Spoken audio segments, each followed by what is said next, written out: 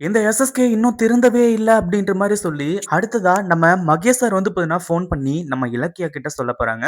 ஏன்னா, நம்ம இலக்கியாவுக்கு ஏற்கனவே மிகப்பெரிய ஒரு டவுட்டு. எஸ்எஸ்கே உண்மையிலேயே திருந்திட்டாரா? அப்படின்ற ஒரு விஷயத்த நம்ம கண்டுபிடிச்சே ஆகணும்.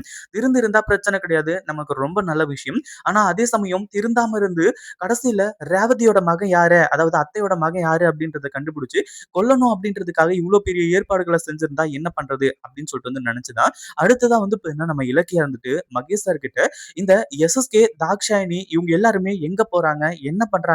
ஏது பண்றாங்க? அப்படின்றது எல்லாத்தையுமே கொஞ்சம் வாட்ச் பண்ணி சொல்ல முடியுமா? அப்படின்ற மாரி கேட்கறாங்க.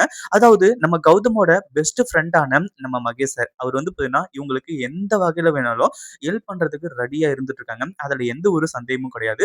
அதனால தான் நம்ம இலக்கியா இருந்துட்டு, நான் இத ரெக்வெஸ்ட்டா கேட்டுக்கிறேன் சார். இத உங்களால செய்ய முடியுமா? அப்படின்ற மாரி வந்து கேட்கும்போது, கடைசியில தான் வந்து பார்த்தீங்கன்னா, ஓகே. நான் உங்களுக்காக இத செய்றேன் இலக்கியா. உங்களுக்காக செய்யாம நான் யாருக்காக செய்ய போறேன். எஸ்எஸ்கே தாக்ஷாயணிய பத்தி ஏற்கனவே நல்லாவே தெரியும். அதுவும் இல்லாம கௌதம் வந்து பார்த்தீங்கன்னா, எவ்ளோ பெரிய மனுஷன். இந்த எஸ்எஸ்கேவும், தாக்ஷாயணி, அஞ்சலி எல்லாருமே சேர்ந்து கௌதமோட சொத்த எப்படி ஏமாத்தி கார்த்திக் பேருக்கு எழுதி வைப்பாங்க அப்படின்னு கொஞ்சம் கூட எதிர்பார்க்கவே இல்ல. பட் இருந்தாலும் அது எல்லாத்தையுமே நம்ம ஏத்துக்கிட்டு தான் ஆகணும். அதுவும் இப்பவும் வந்து பார்த்தீங்கன்னா, இந்த எஸ்எஸ்கேவும், தாக்ஷாயணியும் என்ன பண்றாங்க, ஏது பண்றாங்க அப்படின்னு சொல்லிட்டு எல்லாத்தையுமே தெளிவா வந்து பார்த்தீங்கன்னா, நான் விசாரிச்சுட்டு சொல்றேன். உண்மையிலேயே வந்து பார்த்தீங்கன்னா, நீங்க சொல்றது எல்லாமே ஏத்துக்கக்கூடிய விஷயம் தான். அதுவும் இல்லாம எஸ்எஸ்கே வந்து பார்த்தீங்கன்னா, இப்ப என்ன பண்றாரு? ஏது பண்றாரு? அப்படின்ற விஷயம் தெரிஞ்சா போதும். இலக்கியாவுக்கு எல்லா உண்மைகளும் தெரிஞ்சிரும். அந்த ஒரு காரணத்தினால தான் இப்போ கொஞ்சம் பொறுமையா வெயிட் பண்ணிட்டு இருக்காங்க. அடுத்ததா எஸ்எஸ்கே எங்க போறாங்க? எங்க வராங்க? அப்படின்ற விஷயத்த எல்லாத்தையுமே நோட் பண்ண ஆரம்பிச்சாங்க. அதாவது நம்ம ஏசிபி மகேஷ் சாரு எல்லாத்தையுமே வந்து பார்க்க ஆரம்பிச்சுறாங்க. ஏன்னா ஏற்கனவே கௌதம்க்கும், இலக்கியாவுக்கும் எந்த ஒரு இடையூறும் செய்ய மாட்டேன். யாருக்கும் எந்த ஒரு தீங்கும் செய்ய மாட்டேன்னு தானே இந்த எஸ்எஸ்கே வந்து நம்ம ரேவதி கிட்ட சொல்லியிருந்தாங்க. ஆனா இப்போ நம்ம கௌதமையும், இலக்கியாவையும் ஏற்கனவே வந்து பார்த்தீங்கன்னா, இவ்ளோ பெரிய பிரச்சனையில இது பண்ணது மட்டும் இல்லாம, அடுத்ததா கார்த்திக்குக்கும் ஒரு மிகப்பெரிய பிரச்சனைய பண்றதுக்கு ரெடியா இருந்துட்டு இருக்காங்க.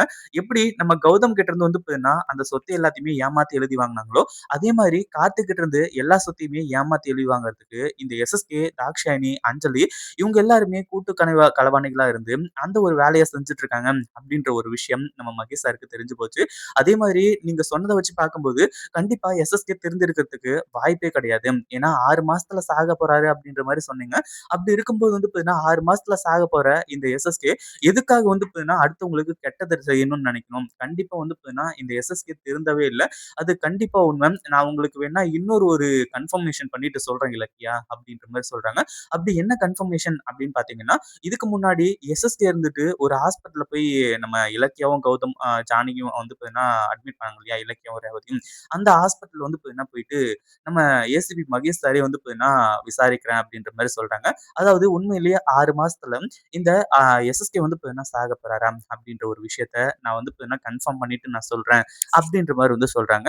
அதுக்கப்புறமா அதுவும் பொய்ன்னு தெரிய வருது. இந்த எஸ்எஸ்கே தான் அப்படி சொல்ல வச்சதா வந்து பார்த்தீங்கன்னா, போலீஸ் கிட்ட வாக்குமூலம் குடுக்க ஆரம்பிச்சுறாங்க அந்த டாக்டர். அதுக்கப்புறம் என்ன பண்றது? ஏது பண்றது? அப்படின்னு ஒண்ணுமே புரியல. அப்படியே திரு திரு திருன்னு முழிச்சுட்டு வந்து உட்கார்ந்துட்டு இருக்காங்க.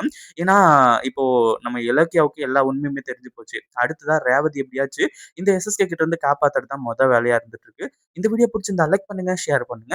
இப்பதான் நம்ம சேனலுக்கு ஃபர்ஸ்ட் டைம் வரீங்க அப்படின்னா, கீழ இருக்க சப்ஸ்கிரைப் பட்டன பிரஸ் பண்ணிக்கோங்க.